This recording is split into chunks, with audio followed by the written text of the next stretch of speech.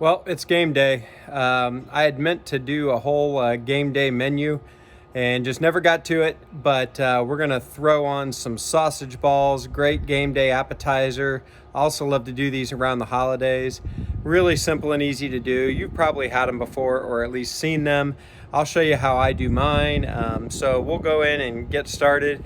And at the end of this video, I'm going to give my Super Bowl prediction. So this video will be out before the game starts, hopefully in time for you to run to the store and grab some last minute ingredients to make these. So let's go in and get started. I've got the Traeger Timberline XL heating up to 375 degrees as we speak. Hey, welcome back to the channel. So I had every intention of doing a Super Bowl menu video and just never got to it. Been busy with work, etc. So I thought I'd try to get a quick video out. Great game day snack. You probably had them before, but the way I do what they call sausage balls. So I've got a pound of sausage, just one of the rolls in here. I'm gonna break it up just a little bit. I'm not gonna worry too much about it. Just wanna get it kind of broken up. Okay, there we go. And here's what we're gonna add.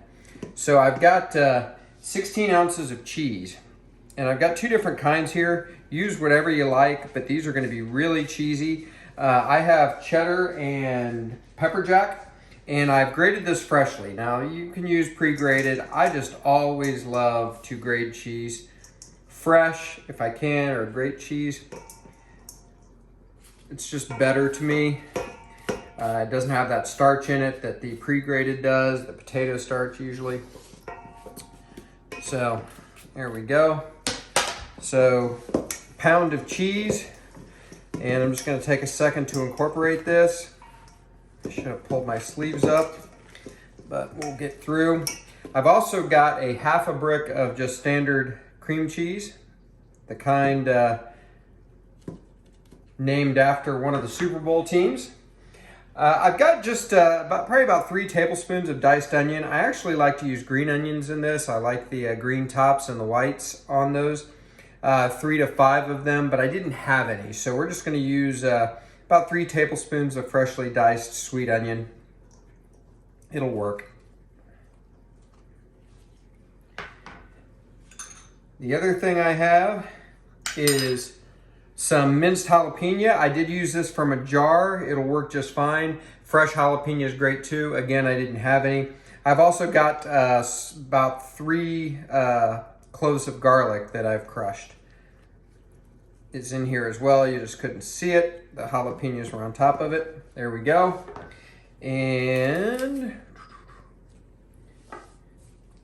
the last thing I'm gonna add, or one of the last things, is some Worcestershire sauce, W sauce. And I actually use the W sauce brand. I love it. This happens to be the spicy kind. They have a regular kind too. It's not super spicy, but I think it'll add a great flavor. And I'm just gonna eyeball maybe a tablespoon. There we go. That'll be good.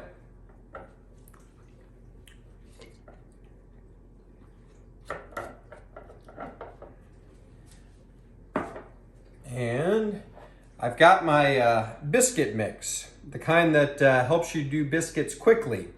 I've got about 1.5 cups. I'm gonna wait just a little bit. I'm gonna get things incorporated in here really well first. Try not to make a giant mess. And you could do this in a mixer. Frankly, I just didn't want to dirty it, but like a mixer with a dough hook would work fine, I think. I've never actually done it that way, but I think it would.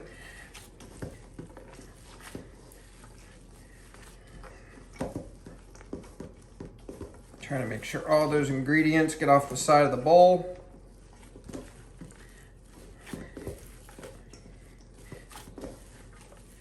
I would use both hands here, but I took one glove off.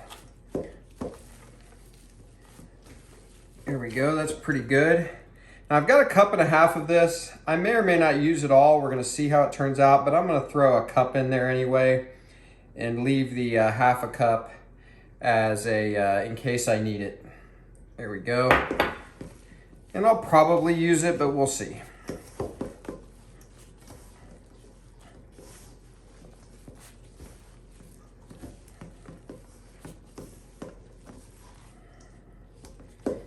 And if you're using bare hands, you might want to wet your hands a little bit. That'll keep your keep it from sticking to you quite as much.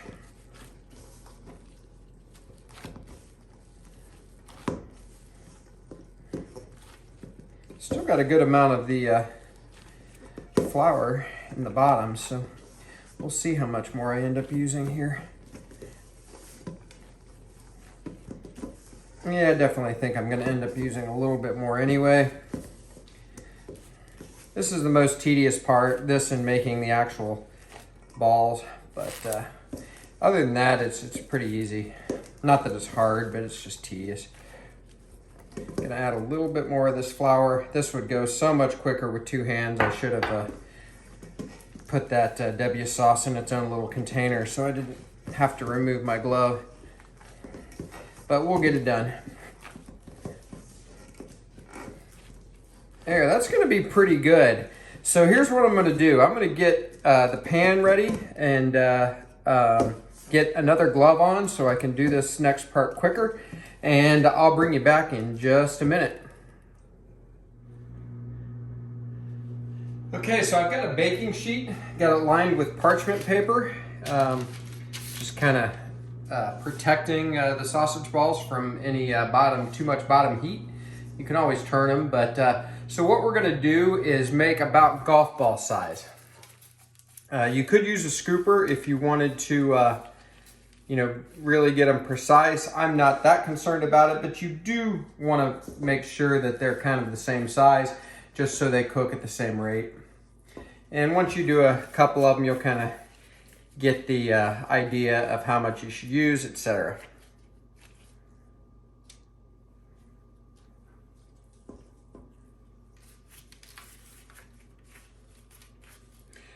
So I'm not going to make you watch me do all of this. This is one of the tedious parts here. So I'm going to get this done, and we'll get the Traeger Timberline XL started, and we'll bring you back in just a few minutes. Okay, so we've got our sausage balls all ready to go. I'm going to add a little bit of seasoning, a little bit of rub. On half of these, I'm going to put this Malcolm's King Craw Cajun seasoning. I really do like this.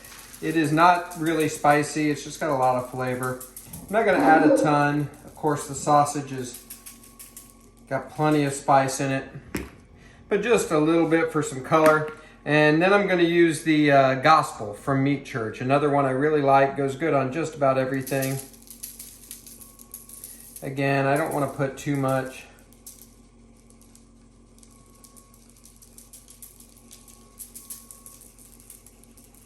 There we go. And I'll remember that the one side with the empty spot is the Cajun King Craw, and the other side is the Gospel. So let's see out at the smoker. Okay, the Traeger Timberline is up to temperature, 375 degrees. So we're gonna get these sausage balls on and going. I'm gonna put these on the bottom rack to start. It's possible I'll move them up to the top rack, and it is probable that I will come out and flip this pan around maybe in the next 15 to 20 minutes. I just want to make sure that we're getting even cooking on those. So here we go. We'll bring you back. Okay, these have been on 15 minutes. We'll take a look. I am likely going to spin the pan around. Ooh. Those are spreading out a little bit. That's all that cheese in there. They'll still be good. I am going to spin this pan around real quick, and we'll let it go. I'm guessing another 15 minutes. I'll get out a probe thermometer and we'll check the temperature. Obviously want to take them up to 165 or so, and we'll see you back here in a little bit. Gorgeous Super Bowl day today here. So I just temped these. We are right at between 165 and 170 all the way around. So I'm going to show them to you real quick. Then we'll pause the video and we'll get them inside. So they did spread out a little bit, but they'll still be really good. I'm not worried about that at all. I really should have added the rest of that flour. I thought it was enough in there. I probably had another quarter cup that I could have added. I definitely think I should have added that. But again, these are going to be good. I'm not at all worried about it. So we will see you inside for the taste. Okay, let's give these sausage balls a try. One thing I want to point out, I love when the bottom gets like that, kind of brown and crispy, that cheese crisps. That's a hard word for me to say. Crisps up, I love it. So we're just cut one of these in half. Again, we took them up to over 165. There we go. One way I like to serve these, look at all that cheese in there. I hope I'm getting this in the camera. Man, looks good. I like just some barbecue sauce on it. Pepper jelly's really good. They really don't need anything if you don't want to put anything on it. This is likely going to burn my mouth, but we're going to try it anyway. It's hot.